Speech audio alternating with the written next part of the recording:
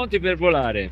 Allora, come avevo detto nella presentazione di sabato, c'è un po' di nubi che stanno montando dal mare dietro le mie spalle, però qui è una cosa particolare. C'ho una vallata che dovevo andare a riprendere camminando quasi per un'ora e mezzo, invece mi sono accorto che questa vallata qui si può riprendere tranquillamente dall'alto ed è anche meglio perché c'è il vantaggio di essere alti e quindi il segnale radio è ottimo rispetto che dal basso andare in alto.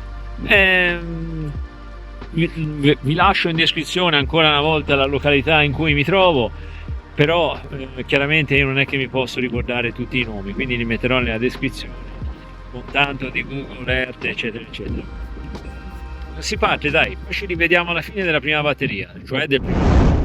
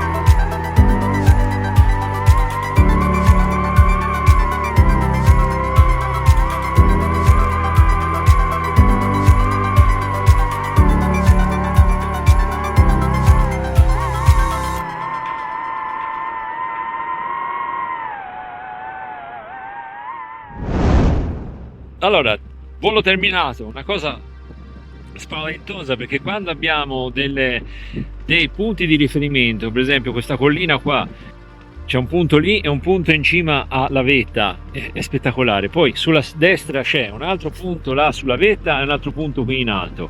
Quindi abbiamo 4 punti cardinali dove io posso allacciarmi tutte le volte che volo, e quindi andando anche a volare all'interno di questi 4 punti cardinali. Se ci sono dei punti di riferimento alti, il volo quasi sempre viene spettacolare. Perché sì, perché sono alti e quindi danno un'idea di quando monta e di quando scende in picchiata, no?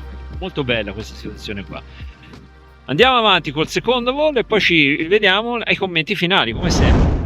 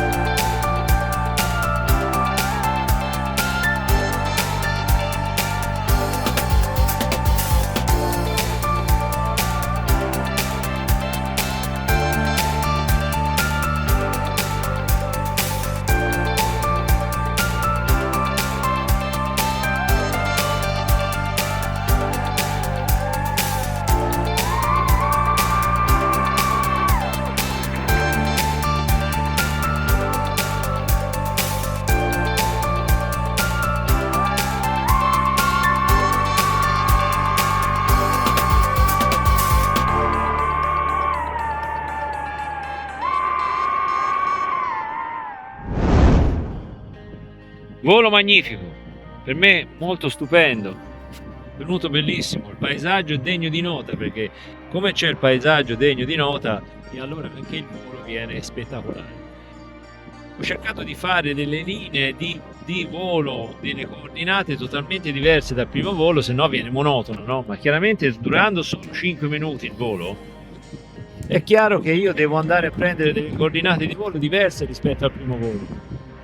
Quindi praticamente e cercare poi di riassumere i migliori voli in una situazione, in una raccolta migliore, no? Perché se si fanno, se si prendono in considerazione certe, come si può dire, tratti di voli, si mettono insieme e viene fuori un bel video.